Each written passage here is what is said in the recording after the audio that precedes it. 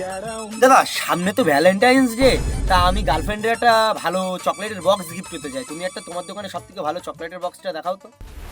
ঠিক আছে, এইটা আমার দোকানে সব থেকে ভালো চকলেটের বক্স। रुको जरा। দাদা এই চকলেটটা দেখে তো মনে হচ্ছে অনেক দাম। কত দাম এটা? এই চকলেটের বাক্সটার দাম 500 টাকা। দাদা আমার কাছে তো এত টাকা নেই, আমার কাছে 200 টাকা মতন হবে। এই চকলেটটা তো অনেকদিন ধরে আমার দোকানে পড়ে রয়েছে, এক্সপায়ার্ড হয়ে গেছে। এই চকলেটটা আমি ওর 200 টাকায় দিয়ে দিই। দাদা তুমি 200 টাকায় দাও।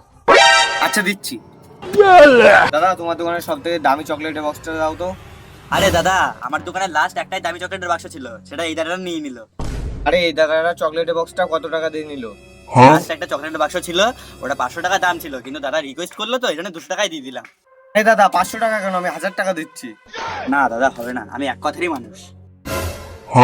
আরে দাদা ও এক কথার মানুষ, আমি তো এক কথার মানুষ না। দাও 1000 টাকা আমার দাও। এই নাও।